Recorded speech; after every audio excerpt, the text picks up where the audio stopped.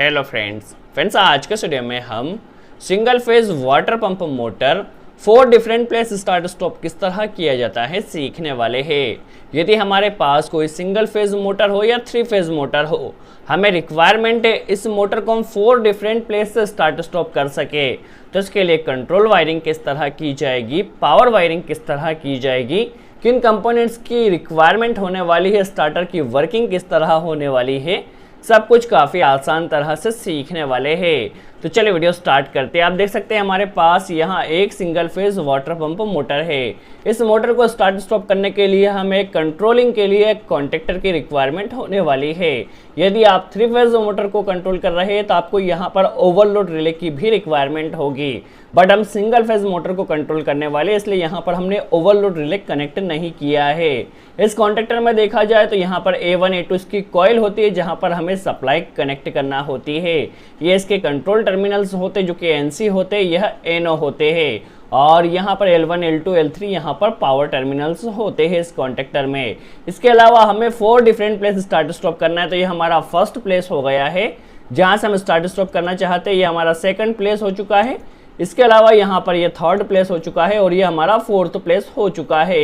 हमें इस motor starter को 4 डिफरेंट प्लेस से स्टार्ट स्टॉप करना है।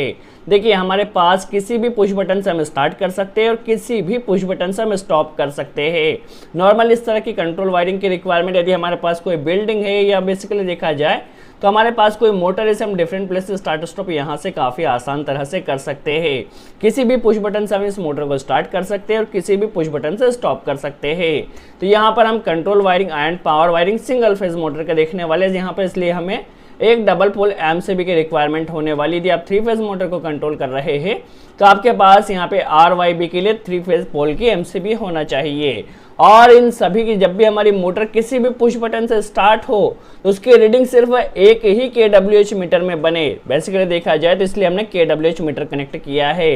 यदि हमारे पास कोई 2 घर हो चुके हैं या 3 घर हो चुके हैं, सभी के kWh मीटर अलग है, या जहां से भी मोटर हम स्टार्ट करें तो उस मोटर जितनी चली है उसका कंजम्पशन अलग kWh मीटर में आए, तो उसके लिए बेसिकली हमें किस तरह कंट्रोल वायरिंग करना होगी। यदि आपको रिक्वायरमेंट है तो कमेंट्स में ज़रूर बताएं। देखिए करना क्या होगा, हमारे पास सपोज 2 प्लेस है या 3 प्लेस है। अब हम इस वाटर पंप मोटर को स्टार्ट करना चाहते हैं। अब इस वाटर पंप द्वारा जितनी एनर्जी का कंजम्पशन किया गया है, जहाँ से ये मोटर स्टार्ट की गई, सपोज यहाँ से स्टार्ट की गई है, तो इसके द्वारा जितना कंजम्पशन हो वो सेपरेट मीटर में आए।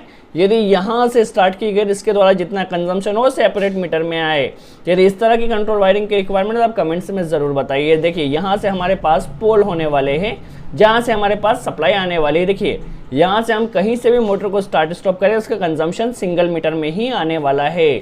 चलिए सबसे पहले हम इसकी पावर वायरिंग समझ लेते हैं, किस तरह एनर्जी मीटर कनेक्शन किया जाएगा, किस तरह सप्लाई आने वाली है। देखिए यहाँ पर हमारे पास सिंगल फेज सप्लाई आने वाली जो कि फेज आने वाली है, और इसे एनर्जी मीटर में हमें फर्स्ट टर्मिनल में कनेक्ट कर देना है।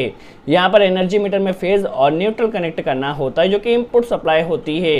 यहाँ पर यह इसका आउटपुट टर्मिनल होता है जहाँ से हमें सप्लाई मिलती है।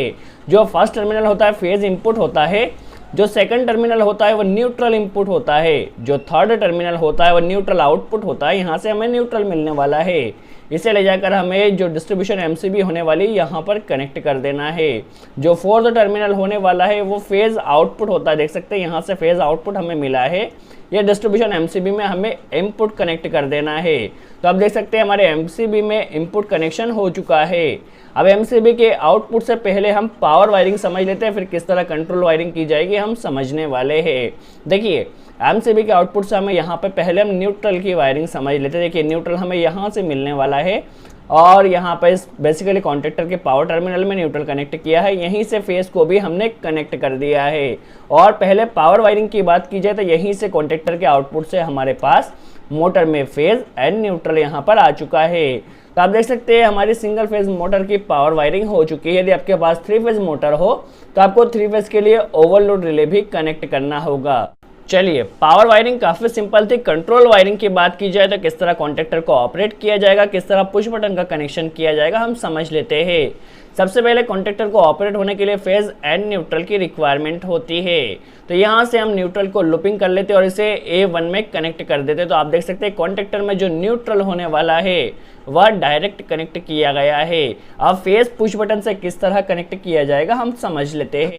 चलिए, हमें जो फेज मिलने वाला है वह यहाँ से हमें MCB से लेना होगा और फेज सबसे पहले हम पुश बटन में ले जाने वाले हैं। यदि आपके पास ओवरलोड रिले हो तो ओवरलोड रिले के NC से आपको ले जाना है ताकि मोटर ओवरलोड होने पर ट्रिप हो सके। बट यहाँ पर हमने ओवरलोड नहीं कनेक्ट किया है। सबसे पहले फेज जाएगा हमारे स्टॉप पुश बटन में, किसी भी स्टॉप पुश बटन में आप ले जा सकते हैं। फर्स्ट यहाँ पर हमने स्टॉप पुश बटन में कनेक्ट किया है। हमारे पास यहाँ 4 पुश बटन स्टॉप होने वाले और 4 पुश बटन स्टार्ट होने वाले हैं। आपके पास यदि और भी ज़्यादा हो या और भी कम है, 2 हो, 4 हो या 6 हो, जितने भी हो, सभी के NC पुश बटन को आपको सीरीज में कर देना। ध्यान रखिए, जो स्टॉप पुश बटन है सभी स्टॉप पुश बटन को आपको सीरीज में कर देना है। देखिए, यहाँ से हमने सेकंड को सीरीज किया है, यहीं से इसका जो आउटपुट होने वाला है वो थर्ड के इनपुट में जाने वाला है और यहीं से फोर्थ के इनपुट में जाने वाला है। यदि आपके पास और भी इसी तरह के स्टॉप पुश बटन हो जहां से आप मोटर को स्टॉप करना चाहते हैं तो इसी तरह से आप सीरीज कर आगे कर दीजिए। हमारे पास 4 पुश बटन थे तो चारों को हमने यहाँ पर सीरीज में कर लिया है। अब यहाँ से देखिए, यहाँ से हमें क्या करना है, जितने भी हमारे पास स्टार्ट पुश बटन एनो होने वाले हैं, 4 स्टार्ट पुश बटन एनो होने वाले हैं, तो जो लास्ट हमने लास्ट जो पुश बटन लिया है, लास्ट पुश बटन के आउटपुट से हमें कनेक्शन करना है। ध्यान रखिए, यदि आप थर्ड से या 2 से यहाँ से कर देते तो आपकी मोटर वहाँ से स्टॉप नहीं होगी। तो ध्यान रखना है आपको, जो लास्ट पुश बटन होने वाला है NC, उससे कनेक्शन करना। देखिए, हमारे पास लास्ट ये हुआ था तो इसका जो आउटपुट होने वाला है वो सभी हमारे पास जो एनो पुश बटन होने वाले सभी के लिए इनपुट का कनेक्शन यहाँ से हो जाएगा। तो देख सकते हैं फर्स्ट स्टार्ट पुश बटन में इनपुट कनेक्शन हो चुका है, यहीं से हमारे पास देख सकते हैं यहाँ से भी इनपुट का कनेक्शन हो चुका है, 2 पुश बटन में इनपुट कनेक्शन हो चुका है, यहीं से हमें और लूपिंग ले जाना है और इसे थर्ड में कनेक्ट कर देना। देख सकते हैं आप, यहाँ पर हमने थर्ड में कनेक्ट कर दिया है, यहीं से इनपुट हमें उठाना है, इनपुट में कनेक्शन करना है। ध्यान रखिए, इनपुट में भी कनेक्शन करना है। तो देखिए, यहाँ से हमने 4th पुश बटन में भी इनपुट कनेक्शन कर दिया है। तो देख सकते हैं हमारे पास चारों स्टॉप पुश बटन NC का आउटपुट कनेक्शन भी हो चुका है और चारों पुश बटन में इनपुट कनेक्शन भी हो चुका है। देखिए, अब हम क्या करने वाले हैं, जैसे किसी भी पुश बटन को ऑन किया जाए तो हमारे कॉन्टेक्टर ने ऑपरेट होना चाहिए।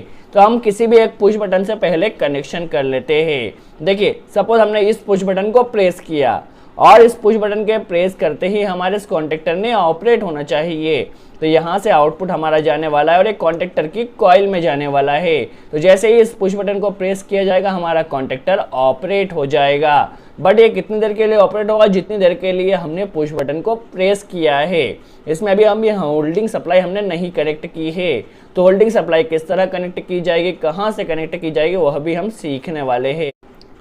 तो देखिए, अभी सिर्फ एक पुश बटन का कनेक्शन हुआ है, हमें चारों push button start push button का कनेक्शन करना है। तो या तो आप क्या कर सकते हैं, यदि आपके पास चारों पुश बटन डिफरेंट प्लेस पर हो तो आप क्या कीजिए, यहाँ का जो आउटपुट होने वाला सेकंड का आप समझ लेते हैं, यहाँ का जो आउटपुट हो उसे भी ले जाकर आप कॉन्टेक्टर की कॉइल में कनेक्ट कर दीजिए। तो यहाँ से भी आपके चारों में आपको इस तरह से कॉन्टेक्टर की कॉइल में कनेक्ट कर देना है। बट हमारे पास ये जो पुश बटन है वो यहाँ पर पास होने वाले हैं। यदि हम यहाँ तक ले जाएंगे तो हमें वायर भी ज़्यादा लगेगा। तो हमने क्या करना है, यहाँ से इसका जो आउटपुट होने वाला है, जैसे सेकंड पुश बटन को प्रेस किया जाएगा तो यहाँ से जाकर इसने यहाँ पर हमने इस पुश बटन के आउटपुट में लूपिंग कर दिया है। तो यहाँ से ऑपरेट हो चाहे यहाँ से ऑपरेट हो, हमारा कॉन्टेक्टर ऑपरेट हो जाएगा। दोनों में हमने यहाँ से लूपिंग कर दी है। अब आपको थर्ड और फोर्थ का करना है तो यहाँ से भी आप इसी तरह से तो कॉन्टेक्टर की कॉइल में डायरेक्ट ले जाइए, या यदि आपके पास वायर को आपको बचाना है तो यहाँ से आप क्या कर सकते हैं, यहाँ से इस थर्ड पुश बटन के आउटपुट जो फर्स्ट पुश बटन में जो कॉन्टेक्टर पे गया है वहाँ पर लूपिंग कर दीजिए। तो यहाँ से ऑपरेट किया जाए, चाहे यहाँ से ऑपरेट किया जाए, चाहे यहाँ से ऑपरेट किया जाए, आपका स्टार्टर स्टार्ट हो जाएगा। इसी तरह फोर्थ में भी आपको लूपिंग कर देना है। देखिए, यहाँ पर हमने फोर्थ में भी लूपिंग कर दिया है। तो अब आप देख सकते हैं हम स्टार्टर को चारों प्लेस से स्टार्ट स्टॉप कर सकते हैं, यहाँ से स्टॉप कर सकते हैं, यहाँ से स्टॉप कर सकते हैं। और इन किसी भी एनो पुश बटन से हम यहाँ से स्टार्ट कर सकते हैं। बट यहाँ पर स्टार्ट उतनी ही देर के लिए होगा जितनी देर के लिए हमने स्टार्ट पुश बटन को प्रेस किया है। इसमें होल्डिंग सप्लाई कहाँ से कनेक्ट की जाएगी हम समझ लेते हैं। तो होल्डिंग के लिए सबसे पहले हम क्या करते हैं, कॉइल से एनो में एक लूपिंग करते हैं। नॉर्मली हम किसी भी स्टार्टर को होल्डिंग देने के लिए कॉइल से एनो में एक लूपिंग करते हैं। तो देखिए यहाँ पर कॉइल से हमने एनो में एक लूपिंग कर दिया है। तो आप देख सकते हैं हमारी लूपिंग यहाँ पर पहले हो चुकी है। अब मेन क्वेश्चन आता है होल्डिंग हमें कहाँ से देना है।